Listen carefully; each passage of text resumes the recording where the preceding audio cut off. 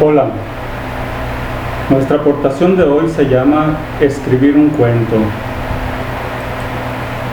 Un amigo mío dice que cuando se trata de participar en un taller como el nuestro, no tenemos que atosigar a la gente con metodologías especiales para escribir. No tenemos que decirle cómo escribir o cómo utilizar un sustantivo, un adjetivo, cómo hacer una oración. Y yo estoy de acuerdo con eso porque desde el principio aclaramos que este no es un taller de redacción, sino un taller literario.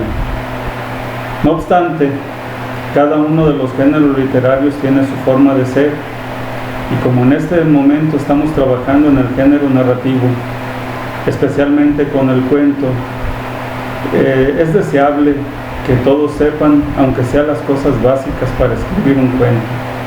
No es lo mismo escribir un cuento a lo salvaje, como se dice llanamente, que escribir un cuento con una discreta noción de lo que estamos haciendo.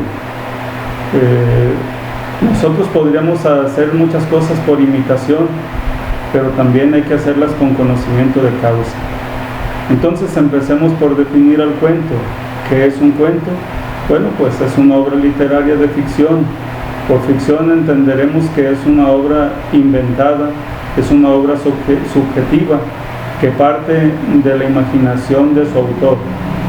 Es una obra narrativa de poca extensión que cuenta con pocos personajes, trata uno o dos asuntos a lo sumo y no se detiene en amplias descripciones. Trabaja más bien con el ingenio del lector en la presentación de las ideas y el hecho de que el lector entienda a veces, aunque no estén escritas, las pautas sugeridas. Un cuento, como toda obra narrativa, tiene una estructura, y esta estructura está dividida en 3 momentos según los estudiosos de la literatura. Estos elementos, cuando uno escribe de manera empírica, por lo regular no los tiene en cuenta porque no sabe de su existencia, pero ustedes que están participando en un taller deben tener por lo menos una idea breve, básica de lo que es esto. Entonces, los 3 momentos de la estructura de un cuento son el planteamiento o el inicio.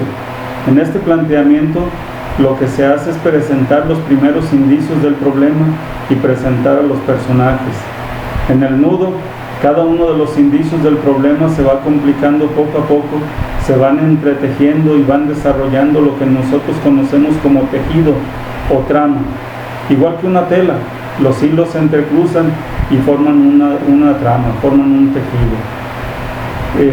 En este nudo es la parte más emocionante de la narración, es la parte más emotiva, y en este momento de nudo o desarrollo de la trama es donde existen las mayores complicaciones de la historia, de la desestabilización, el desequilibrio de las fuerzas que participan en ella.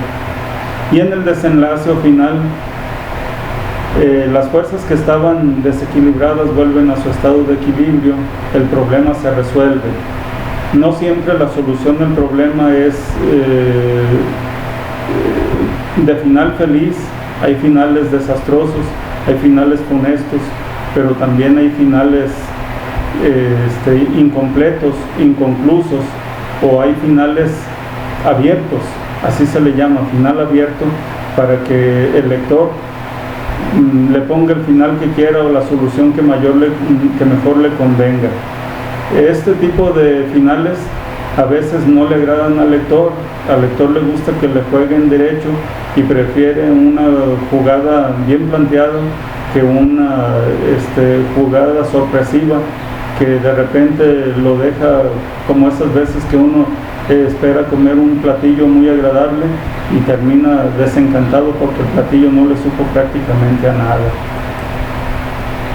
Los elementos del cuento, es decir, aquello que es cada uno de los ladrillos de la estructura, son el narrador. Hay varios tipos de narradores. Más tarde hablaremos de los tipos de narradores, ahorita no queremos complicarnos con eso, pero sí decimos que el narrador no debe confundirse nunca con el escritor.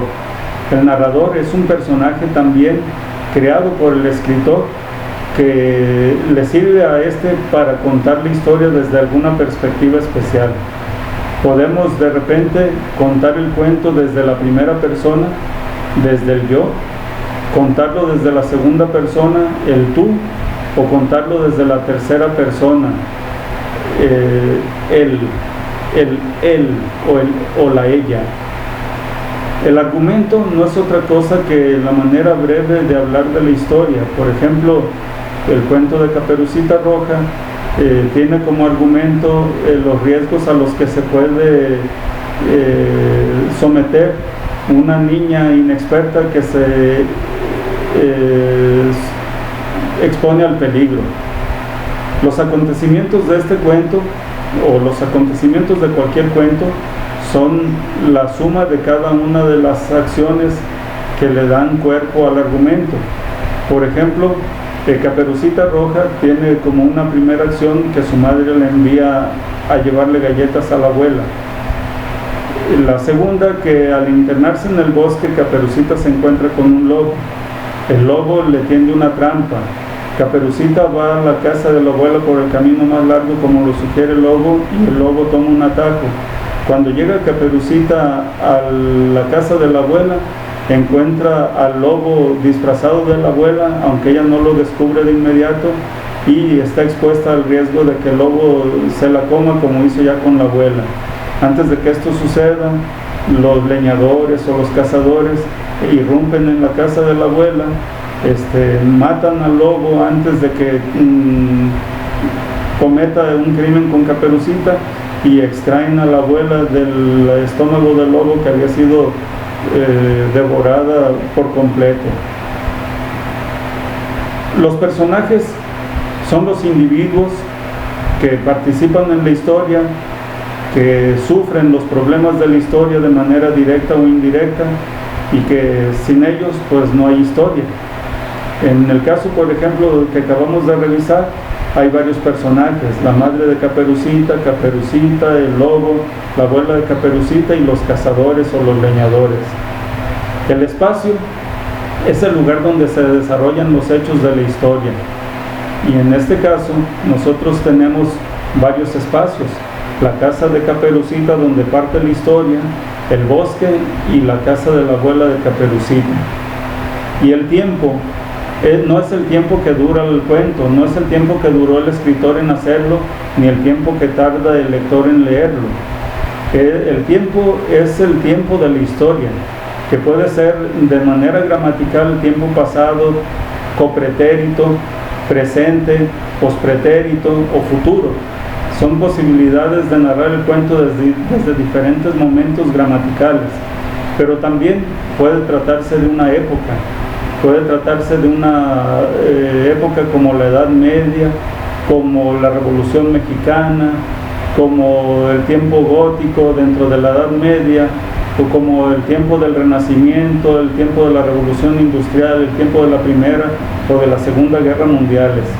Cada escritor encontrará las posibilidades de contar su cuento con la estructura y con los elementos que ya le hemos sugerido. Nos vemos en la siguiente aportación. Que sean felices, escriban sus cuentos y diviértanse.